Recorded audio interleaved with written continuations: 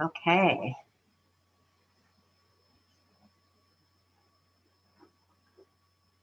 Okay, hello to everyone who's logged on. We're going to wait a few minutes for the attendees to settle in before beginning the webinar.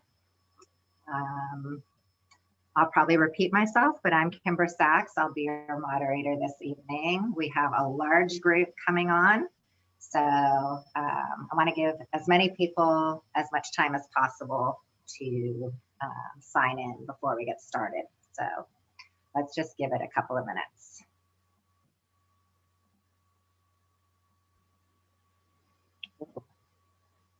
People are coming in. We have about half the registrants already in, so that's good.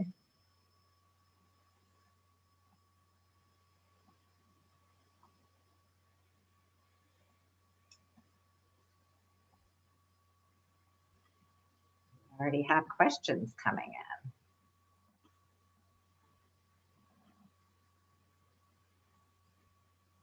For those of you who are already on the bottom of your screen, there's a Q&A.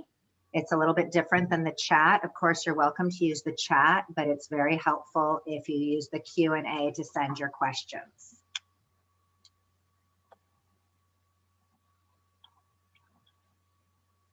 I'm gonna wait about one more minute.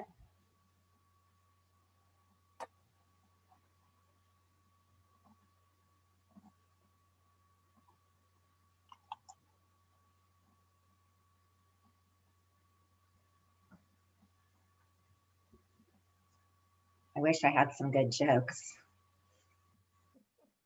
Dodgers won. Oh yeah, I should say something about that. Last time they won, I was a senior in high school, and now my youngest is a senior in high school. So I thought that was great. I shared that with Rabbi Ron. Actually, Kimber, I got a better one. Thank goodness the Dodgers won last night, and we're not competing with Game 7 this evening. That's true. But What you know what? Ronda I think that plenty of people would have still logged on. You can always use the DVR, right? I don't know. You don't know? All right. So I think we should begin.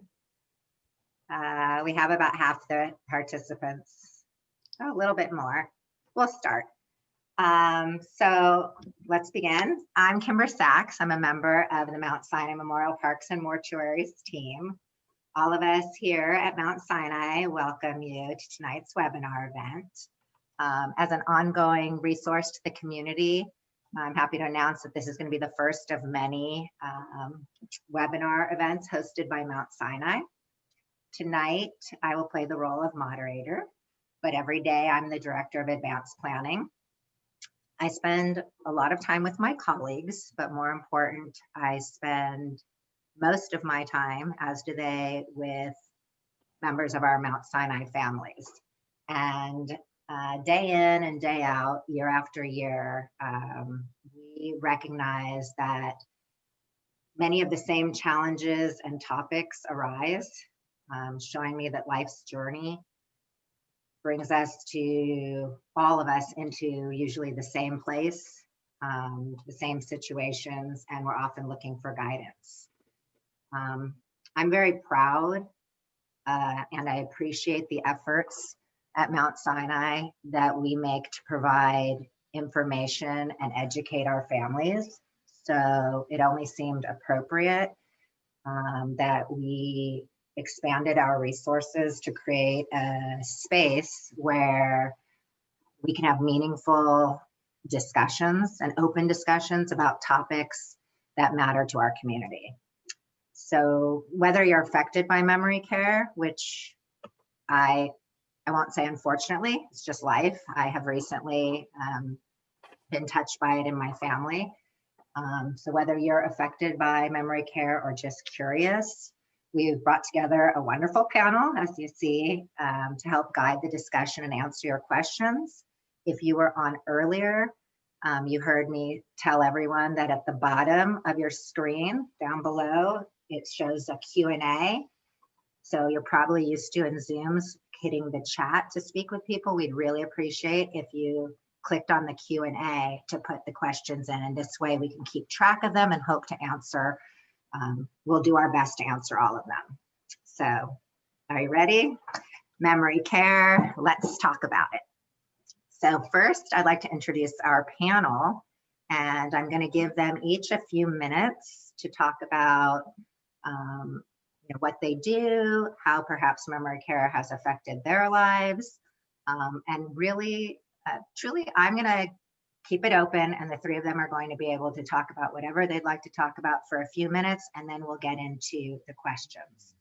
The first panelist I'd like to introduce is Rabbi Ron Goldberg. He's our only gentleman on the panel this evening, so hopefully we'll give him some airtime. Rabbi Ron is with the Eisenberg Village at Jewish Home for the Aging. I've known him many years, and I'm really thrilled to have him join me in this professional setting this evening and share with us some of his knowledge, and take it away. Thank you, Kimber. It is a delight to be here. One of my, when I was in rabbinic school, one of my mentors was at Beit Shuvah, was Rabbi Mark Borowitz, and he always taught anything you do rabbinically has to be based in Jewish texts. So let me offer a piece of Jewish text when we talk about memory care. In the Talmud, that great compendium of Jewish knowledge and rabbinic debate dating back to Roman times, in the tractate called Brachot on page 8b, those who want to look it up, the rabbis are engaged in a discussion about what do you do with a scholar who's losing his memory? And they come to the conclusion, I'm going to paraphrase it a little bit, that we need to respect him, or in today's world, her, for the Torah they once knew, that even if they've forgotten so much of what they earlier had in scholarship, we owe them the respect of what they once knew. And when they look for a proof text, Talmud always looks for a proof text to validate what they're asserting. They note that even the tablets that Moses broke when he came down from Sinai, the first set of tablets, he tosses them down in anger and breaks them, that those were collected and put into the ark also because even though they were broken, they were still held to be sacred and had value. And that's how we look at people in the Jewish tradition with memory loss, is that we remember them for who they once were, for the Torah they once knew. And that's kind of my rabbinate here at the Jewish Home. The people who you meet here aren't the people you might have known 20 years ago. And I know that we have a couple of questions about how do we relate to somebody who's not the person I once knew. And that text I just shared is kind of my introduction to that. We owe them the honor for the Torah they once knew. And as we get more into it, I'll be sharing from the spiritual side and maybe the emotional side and the anecdotal side. And I'm really delighted we have two really talented clinicians with us tonight. Ronda in particular, never doubt the small Jewish world. Stacy Orbach speaks very highly of you here on campus. So Love her. Delighted to be with the two of you this evening, and of course, Kimber. Thank you.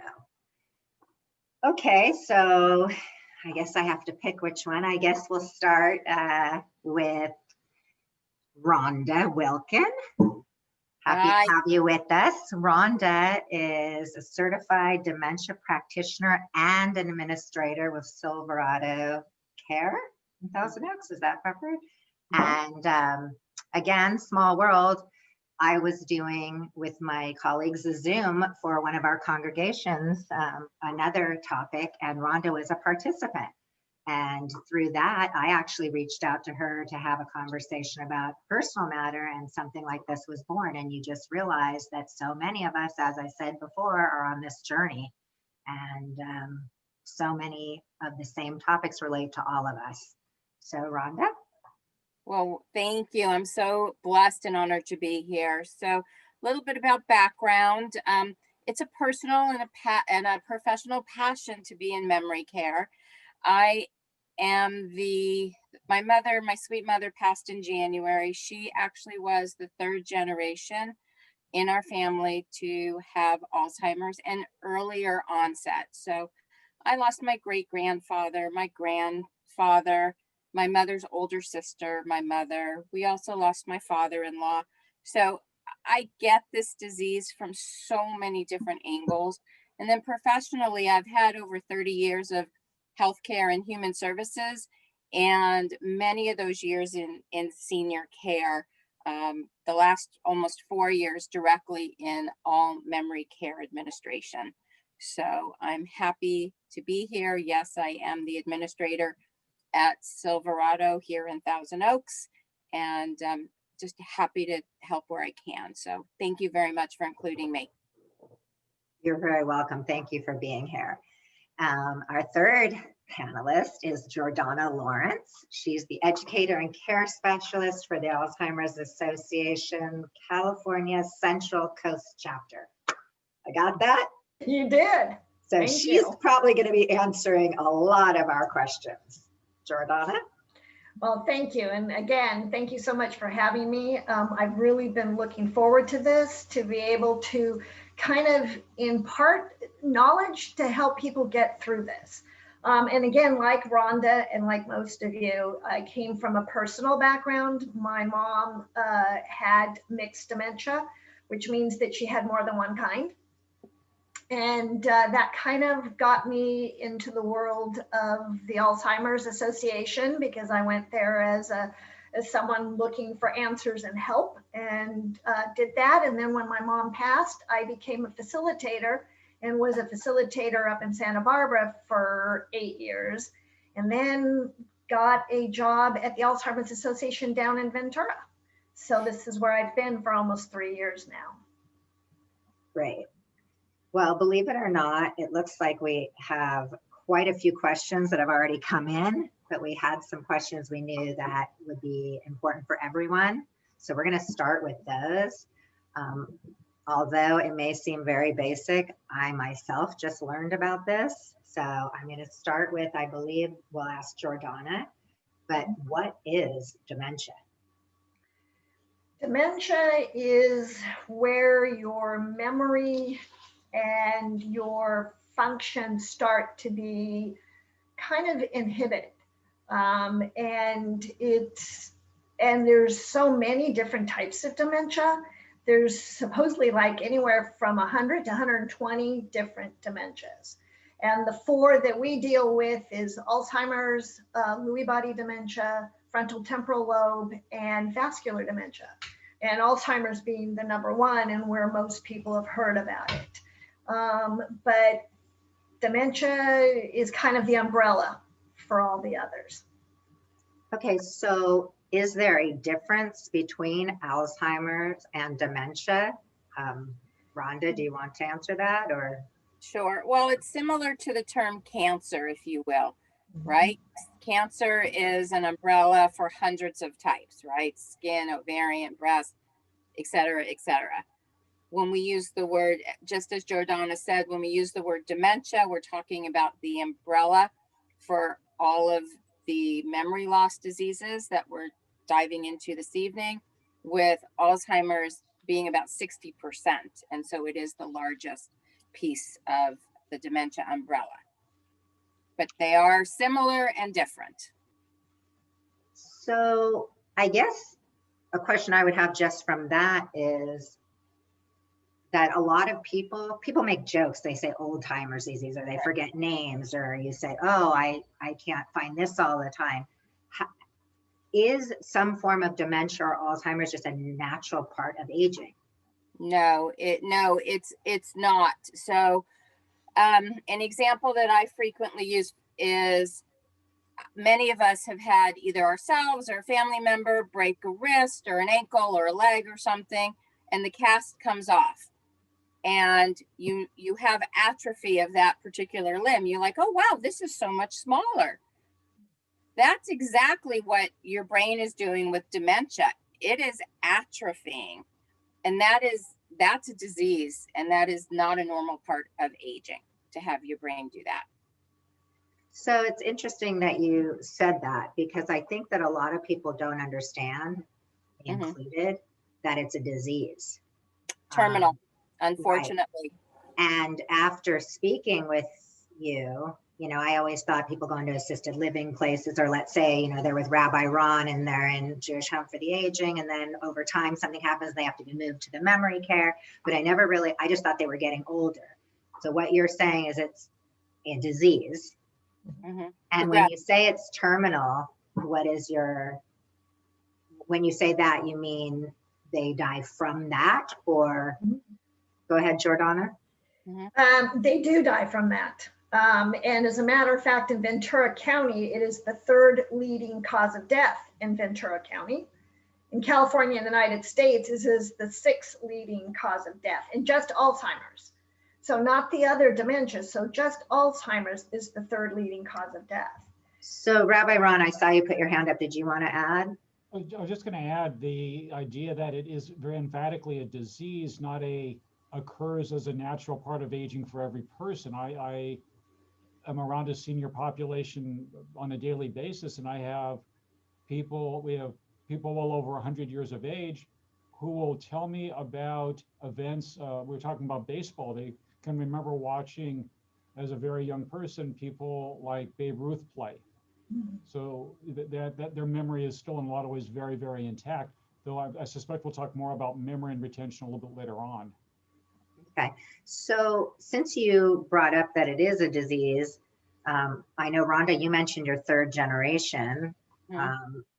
Are we to believe this is hereditary, and to what degree? Jordana? For the most part, it's not hereditary. And they're not quite sure why. I mean, it's interesting that it tends to run in families, and we see it in families, but it is not something that, it's more unusual to have it be a heredity. There's a very minute, and they're doing a lot of research on that. But for the most part, it's not. So, we're getting a lot of questions, and so I'm just trying to put them together. How long, when you say it's disease, how does it develop? How long does it take to develop? What are the examples of what it looks like? Because, you're forgetting your keys, you don't remember a name, all of a sudden you are disoriented with your directions, but you could say, oh, they're just getting older, they shouldn't drive anymore. Maybe they're not old at all. So what does it look like? What is the progression? What are the warning signs? So let's take Alzheimer's, because that is what so many more people are familiar with. Alzheimer's could be making inroads in your brain up to 20 years prior to the first symptom showing. So when it starts to show, it's mostly what you were talking about, that short-term memory, the repeating of questions, not being able to retain it, because those memories haven't had a chance, or the more current ones have not had a chance to embed themselves in the brain. That's why people have such good retention of things that have happened 10 years ago, 20 years ago, 30 years ago, because it's embedded in the brain. New things are not. So if one of the things that you're thinking about is, okay, what is the difference between maybe normal forgetting, is that somebody with dementia would maybe lose their keys, but not even know they've lost them. We would go around looking, where are our keys? Oh, the last time I put them down on the kitchen table. Someone with dementia or starting to have them may not even know that they've lost them. Okay. So that's a real defined symptom. There are as you said, so many different forms of dementia. I know that we've talked about, having personal anecdotes. I know personally, and I don't consider myself, which I should really, in the age group, because there is no age group. I know that there are people 50, with Alzheimer's. I know that I've had several mini strokes over, the past 10 years. And when you look at the CTs or the MRIs, there's a lot of white matter. And I didn't really understand until I started studying this with you and preparing for this, why they were so concerned looking at this white matter, because there's the thought of vascular dementia, which of course is not, thank God, my situation, but I didn't really understand. But I could see where you say, there's so many different things. Like you said, they're not looking for the keys. They wouldn't even know to look for the keys, but there are situations that are corrected when you have these mini strokes. You can't say a word, or you don't know the word, but the difference is I do know the word, but the processing or whatever might not be there.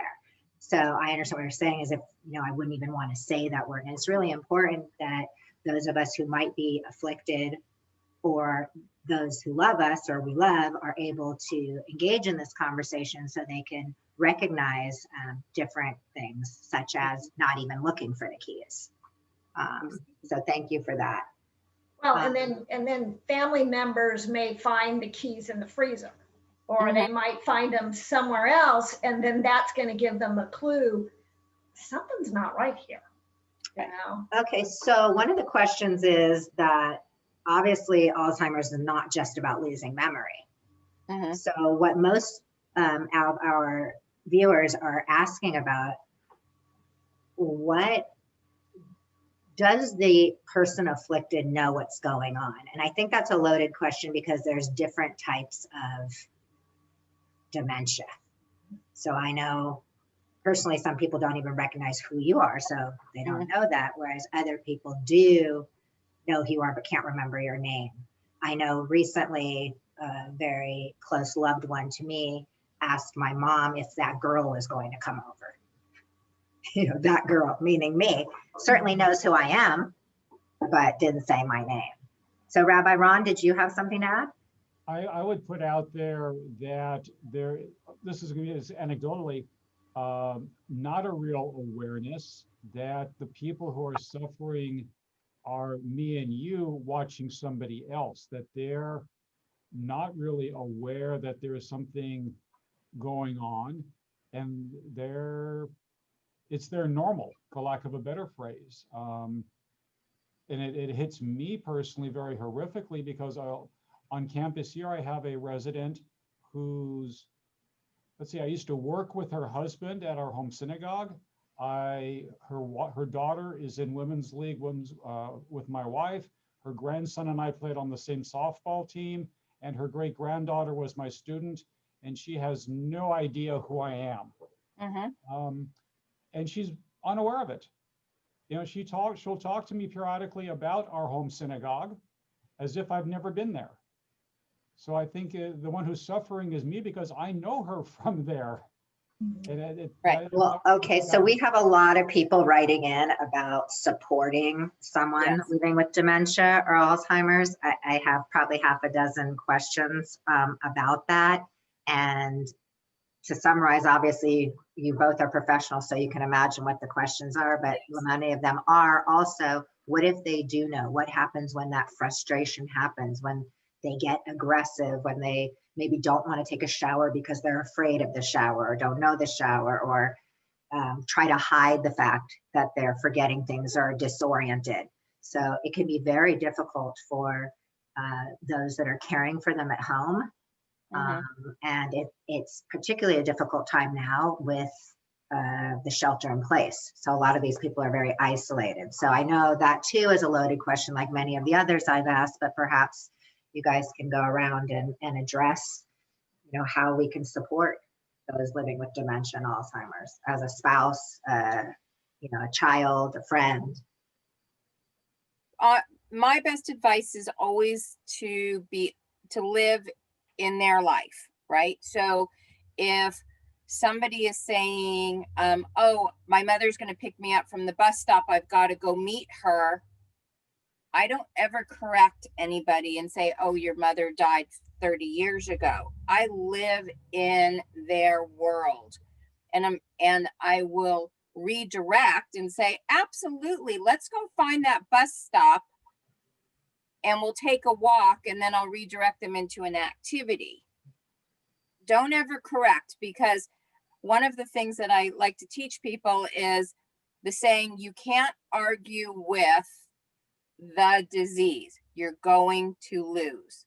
So I used to put these on Post-its for my father, who was so frustrated with what was going on, and I wanted to protect his health. And I just kept reminding him that you can't argue with mom, you're going to lose, because you're not arguing with mom, you're arguing with a disease.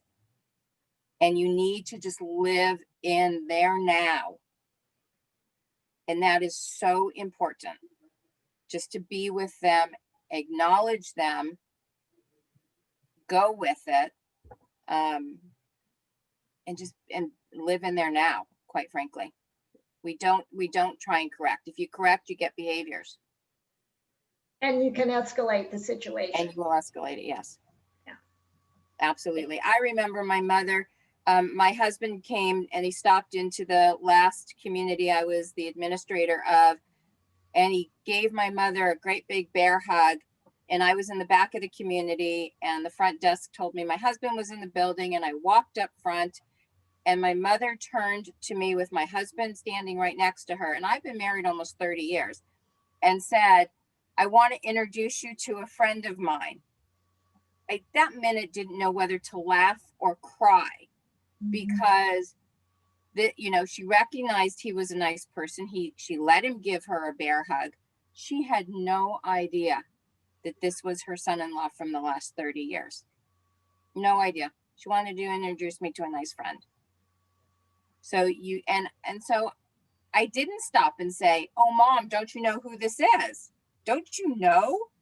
That would have been so wrong in the moment, and would have made her feel bad. But I just said, thank you. Great to know you.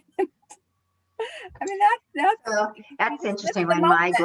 When my grandmother was passing, she was 86 years old, and my father's middle name is Frederick. None of us ever knew why that was his middle name, but literally, like on her last day, she kept calling my dad Freddie. Freddie, come here. Freddie, come here. And my brothers and my cousin and I, we were so curious. We thought, was that his nickname and he never told us, or he never wanted us to know?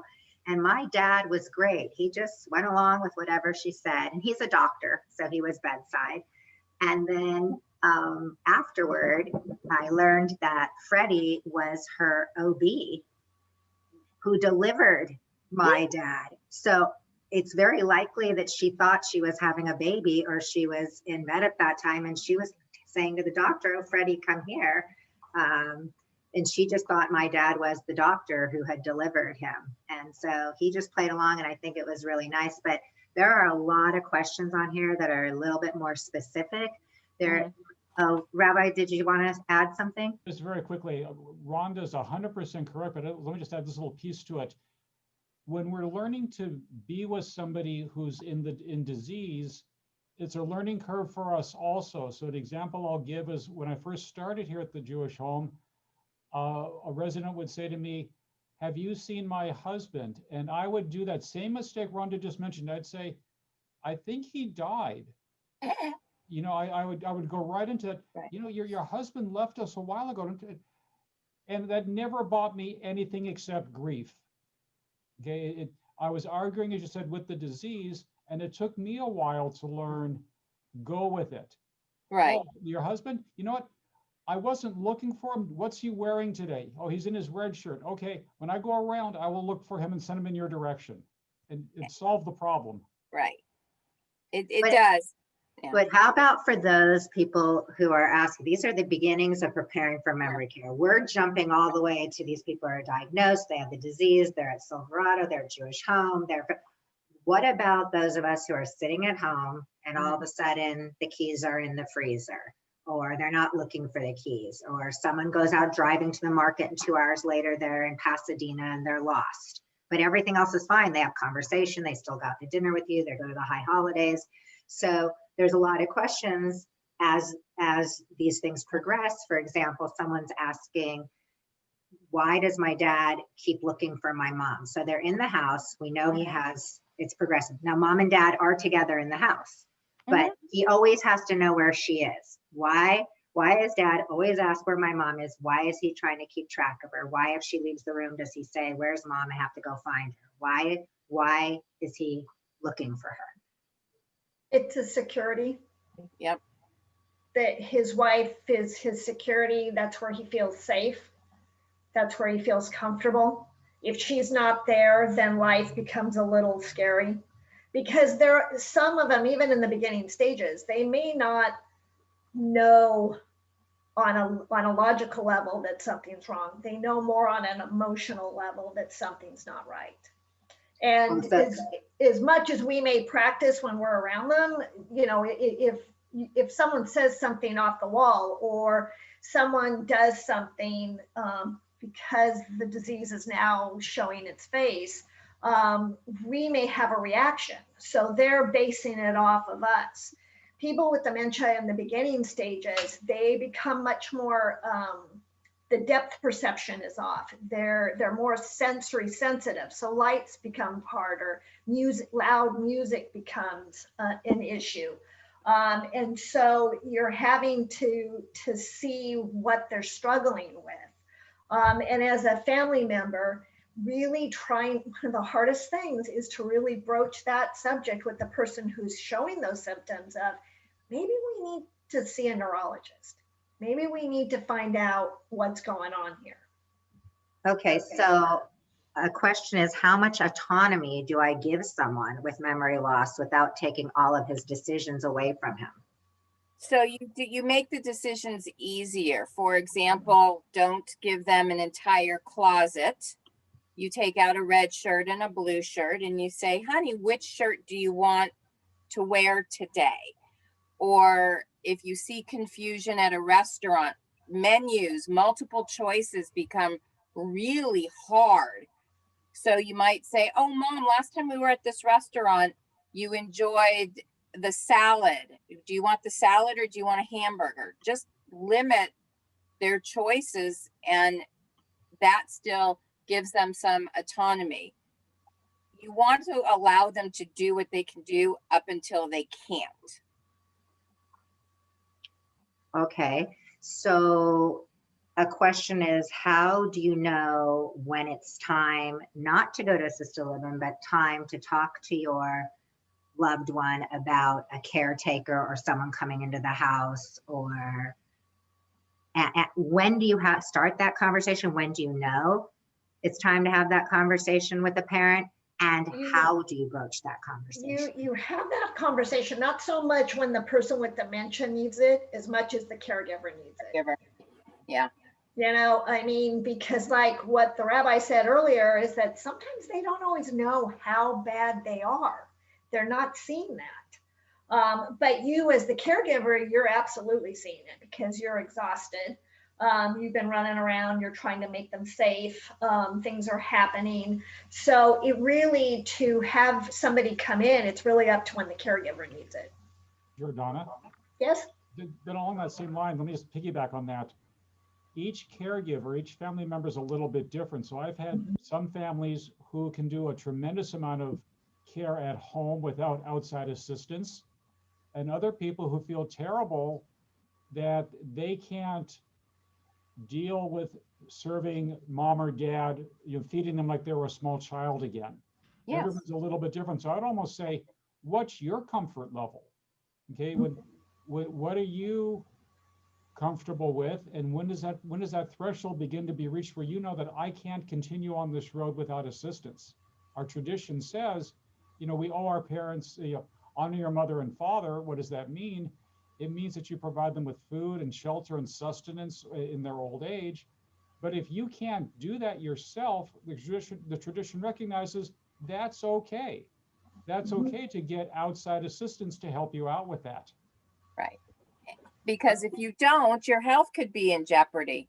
It's a real truth to know, especially when we see seniors taking care of seniors, that 75% of the time, your health, the caregiver's health will decline, and 25% of the time, the caregiver will die first, which is part of my family story. My grandparents did die 6 weeks apart. My grandmother was the caregiver, and she died of caregiver stress for my grandfather who had Alzheimer's. I spend a lot of time counseling people and pleading with them. My grandmother never made it to see my wedding, and I lost 2 grandparents to one disease. It doesn't have to be. It's not fair to kill yourself. So I am so sensitive and overprotective when I see spouses caring for each other. I want a spouse to go back to being a spouse. So we have a question here How do you work with somebody not willing to accept that there is a memory issue that has reared its face in the past year when trying to discuss there is Is this the agitation caregiver and or denial? Is this the caregiver or the person with dementia? The caregiver is asking how to discuss with someone. you can't, you just deal with the disease? Well, I think at some point, I mean, what's nice is that when you go for your annual checkup now, memory is now part of the wellness package. All doctors are supposed to do memory tests, and actually it's starting at 50. So that's been in place now for a couple of years. Not all doctors are doing that. They should. And more doctors are beginning to, because we're seeing more people with dementia. And so so that can in some ways be taken out of the family, the caregiver's hands, because if you're going to the doctor, you can let the doctor know that you're already seeing signs of issues, and then the doctor can make a real more concerted effort to make sure that he's asking those questions, that they do the memory tests, and that takes it out of the caregiver's hands, you know. Jordana, you just mentioned that we're seeing more people with dementia. Do I dare ask why we're seeing more people with dementia? We do not know that. That's something that the Alzheimer's Association is doing a lot of research on. But there's going to be a huge influx in the next 5 to 10 years. Because the baby boomers are getting older, and so we're starting to see more of that. And we're not really ready for that. So we're trying to be. We're trying to educate and get it more out there. We know that doctors know that their patients have it. 40% of doctors are not telling their patients that they have dementia. They're not even telling the family members. So getting that information out and really being more proactive about it can help you in the long run for the illness.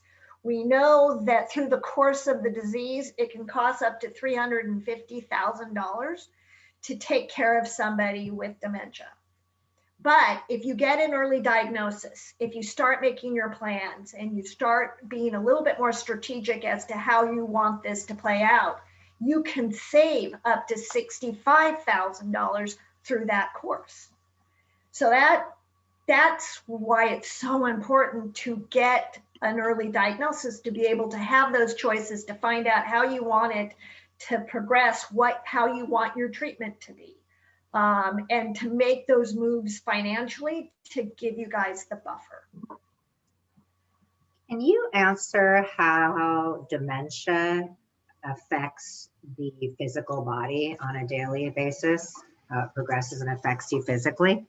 When I said earlier, where you become, where the depth perception is off. So already your brain is being affected by it. Depth perception is that they may not see the step.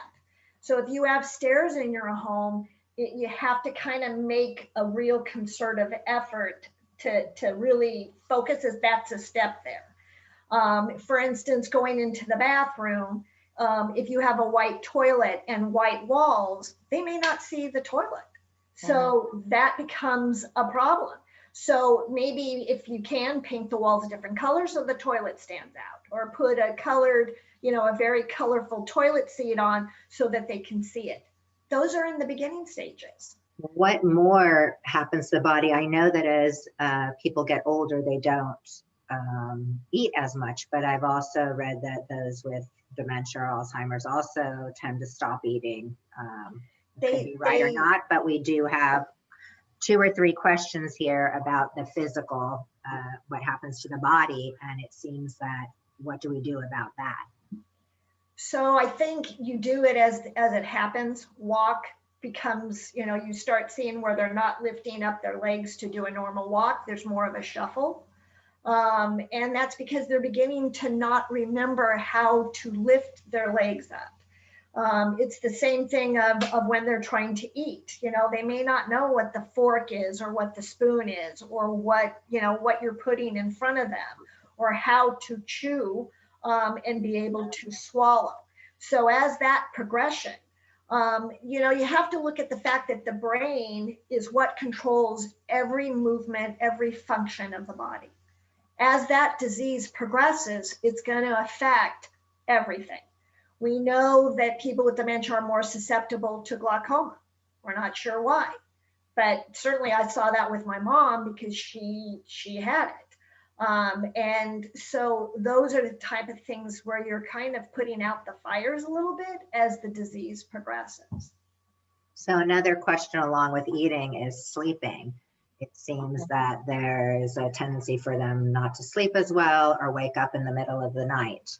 How do we help our family members who are waking up in the middle of the night or up when the rest of us are asleep, or just how do we keep them safe, or how do we help them sleep?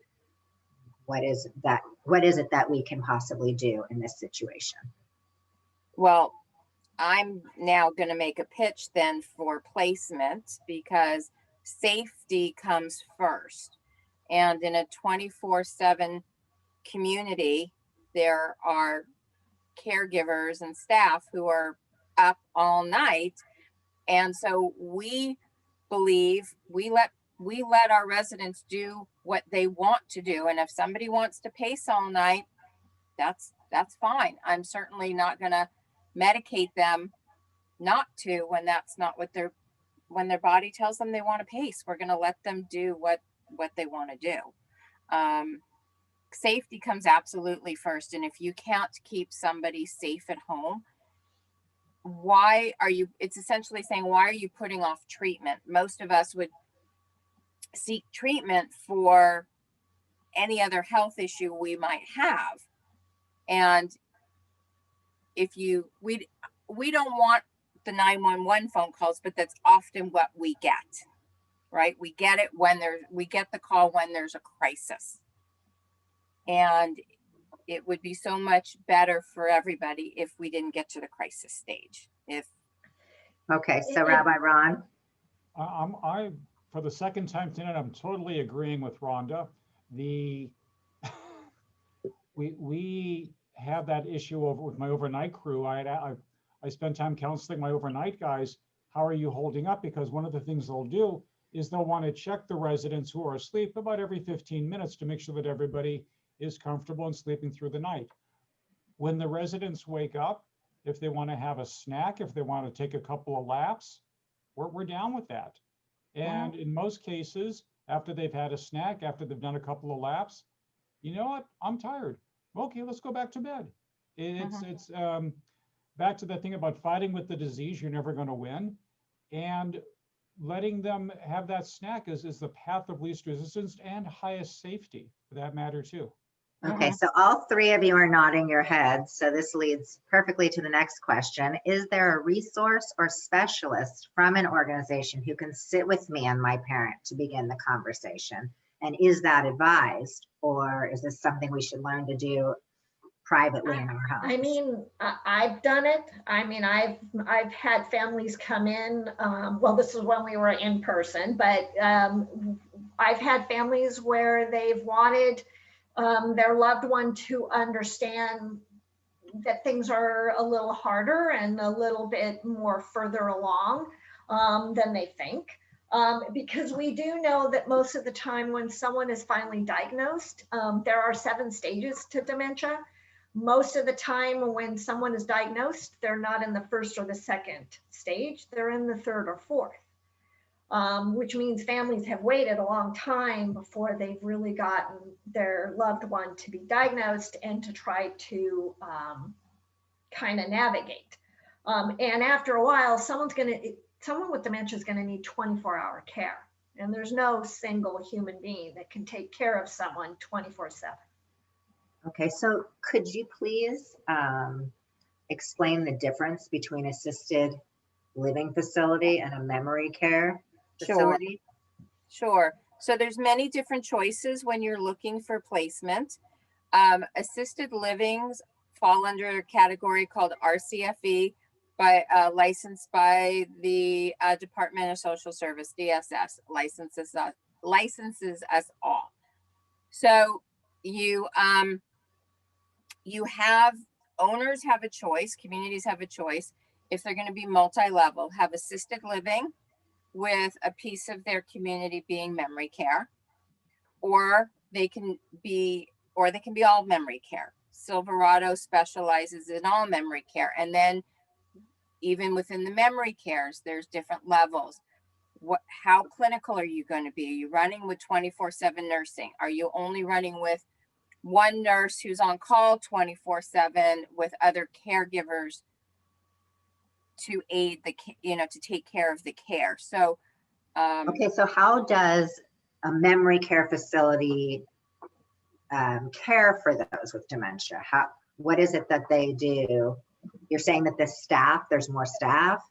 It depends on the community. If they want, we're here to take care of their what's called ADLs, activities of daily living. So the difference between an assisted living and a skilled environment is really those activities of daily living. So you're talking about your walking, your bathing, your toileting, your medication management, your transferring. These are the activities of daily living that an assisted living does. Memory care then is an amazing world in that for me, that's all we do 24/7. All I do is train staff to take care of people with dementia. All I do is work with families with dementia, take care of our suite residents with dementia. The communities are generally in a secured environment. There's egress doors. You cannot lock somebody in, but you can make it difficult for them to get out. There's 30-second doors. Appropriate activities, appropriate staff. I mean, we're doing all sorts of activities that are enriching and give us purpose. I mean, that's what we know to do, to give we want to have meaningful moments. That's what I call it, right? That's all we do is we want to make sure they have a great day. We want to treat them like adults. We serve with tablecloths and real china, Yeah. Okay. Rabbi Ron, we have a lot of spiritual questions. So this is a pretty deep one, but the question is, why did God let this happen to us? That's a good one. I agree. Let's go into the deep water then.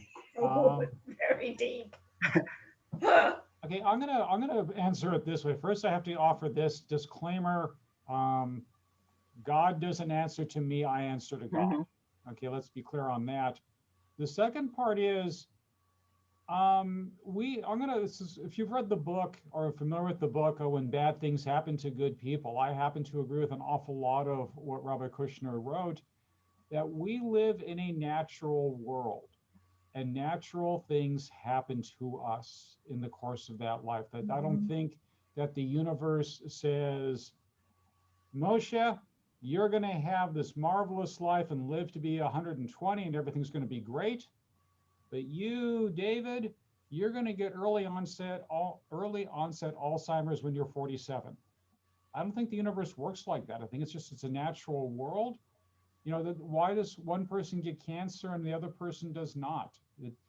Why does one person have an immunity to, or not susceptible perhaps to a flu, but somebody else is, if somebody sneezes in their general direction is in bed for the next 2 days? I think it's just a consequence of the natural world we live in. I don't believe in the theology of a God who's punishing anybody with this. I've had that question a couple of times. Is God punishing my father? Is God punishing our family? And the answer to that, I'm going to say, is an emphatic no. Thank you. Another great question along those lines is about Jewish tradition.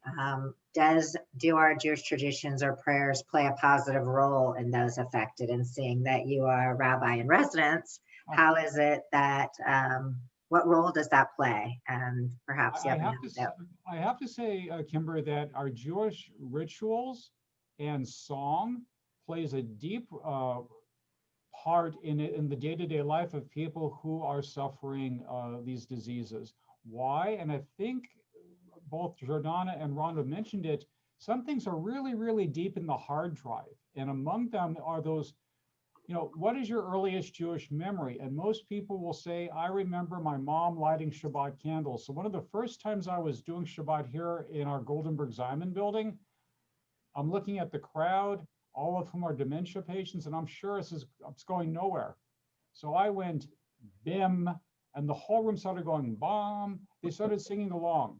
When I asked people to light candles, out it comes in the original sing-song they learned it as a young girl, in the original accent, in the original, whether it be Poland or Persia or Brooklyn, which is part of Persia, as I recall.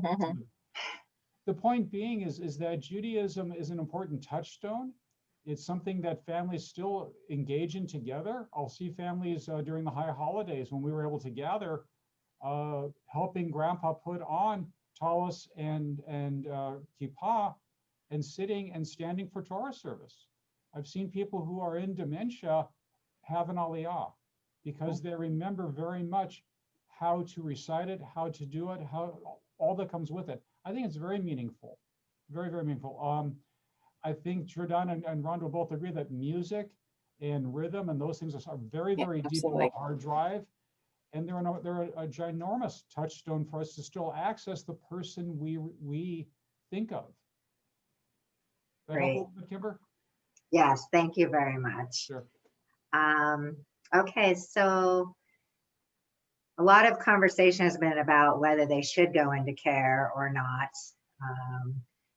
We have several questions. I still have a good 8 to 10 unanswered questions, but we're kind of winding down. I want to let everyone know on the webinar that I do have access to all 3 of these wonderful panelists. I see that you're asking questions specifically to some of them. I want to let you know that we will take the time within the next 24 hours to answer all of your questions. We do have your email. We will go through them. The 3 of us, well, the 4 of us will talk, and I will send you an email with the answer to your question. So please don't be concerned that your question is not going to be answered. Moving forward to having someone placed in a facility, one of the questions that has been coming through is, how do I know my loved one is safe in the facility? How, especially if we can't speak to them or they're not speaking, we're just visiting every now and then and they're not able to talk about them. What is it that how do we choose a facility? How do we know they're safe? Anyone? Well, they're probably safer. They are safer with us in a community. We build communities without stairs. We put the handrails in, but we also have so much care and attention being paid to our sweet seniors that we're taking care of. And so we will, I'm not going to say no one's ever going to fall, but we have handrails written, all over the building, and caregivers with eyes on them every, 30 minutes. We know what's going on, and planned activities. So we give them a structured environment. People with dementia really appreciate knowing they need that structured environment, right? They wake up, they get dressed, they go to breakfast, they have activities. They have a snack, they go to lunch, they have activities, they have a snack, they go to dinner, they have activities, and it's bedtime. That daily structure helps maintain that level of just being, honestly. And they are absolutely safer in our bubbles. Rabbi Ron? Ronda, let me just piggyback on that a little bit.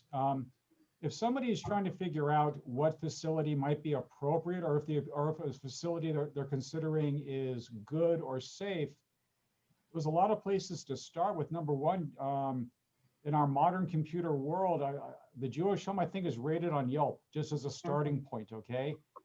County Health is a good starting place to look for, to see what their record might be. When you're on the facility site, things I would look for, and since I have a relative living here on campus, I'm very aware of this.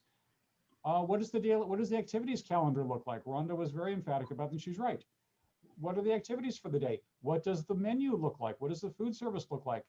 As I walk around the campus, is it clean? Are they keeping it? Does it smell like a hospital, or does it look like a dormitory? There's a lot of things that just by your own observation are really, really key. I know when we were making a decision, I'm married to a Israeli nurse who's into healthcare, very demanding. And there are a lot of things she looked for that wouldn't have even occurred to me. But it's important to look with your own eyes. And if it doesn't feel right, it's probably not right. There's also placement agencies that do the footwork so that the families, because by the time they're talking about placement, a lot of the families are very stressed out and so forth. And so placement agencies can also help you with getting kind of whittling down because financial plays a big part. You know, there's a lot of people that are worried because their finances may not be able to allow them to be, you know, to be placed, or because how is the spouse going to take care? You know, I mean, there's a lot of things that come into factor, and placement agencies can help you kind of navigate through those waters. So we need to start winding down. As we can see from this and hear from this conversation, there are a tremendous amount of moving parts. We barely scratched the surface, and we've been together for an hour. I'm very appreciative of our panelists, volunteer panelists, and I want to put that out there because we are a community and we are here hoping to provide information and education and guide our Mount Sinai family. And we're so happy that we have these resources and these volunteers willing to give their time. I have what looks like a dozen more questions. So as I said earlier, I'm not sure if all the panelists, I know some of them are willing to give their information out. I'll talk to them afterward. If they're all willing, then I'll send everyone an email that provides you their information. I think they are just wonderful resources. There are so many more anecdotes and so many more stories that we can learn from. This is a really, it's not so much a difficult topic, it's just one that has, it's like the color gray, there's so many different shades. And, you know, for me, I'm the parent, I happen to be the parent of a chronically and terminally ill child. Thank God she's now 19 years old, but I know that for 9+ years, the dynamic, the way that this has grown and evolved has affected the entire family, not just the mother and father, but the other siblings, their choices in life, where they end up. So something like dementia in all of its different forms and how long it may take, as Jordana said, 20 years, possibly before it's figured out, can grossly affect everything from relationships, finances, and most important, safety. So that was really the reason that, you know, we brought this group together, because by the time I meet many of these families, whether it's advanced planning or at need, safety is the biggest concern. And in what I do every day, our families we want to protect those we love, now and always. It is a difficult topic. It is a heavy topic. But I recently read something by David Suissa, and he also put it on his podcast, and he was talking about how he calls his mother every day, and they're from a big Moroccan family, and she lives in Chile, Canada, and every day they talk about food, family, food, family, but mostly food, every now and then the weather, but he knows she loves the sun. So every day he'll say, Mom, is the sun out? You know, Mom, did you go outside? And he knows it's freezing cold and she's not out. And when they were speaking on the phone last week, he said, Mom, is it sunny? And rather than answer her child and say, her adult child, no, it's cold, it's freezing, she answered, it's okay, I put the sun in me. Mm-hmm. And it got me thinking about our conversation tonight. And look, whether we're afflicted or our families are affected, it's someone we love, we have the ability in some way to put the sun in me and the sun in them. So whether it's us or those who are affected, we may be the connection. So I heavily urge everyone in this Mount Sinai family and our community to continue your search for education and information so that you are in the best position to not only keep yourself and those you love safe, but also put the sun in me and you. I think that's all for tonight. Thank you so much. And until our next topic, when we get together to talk, let's keep honoring life, family, and tradition. Thank you.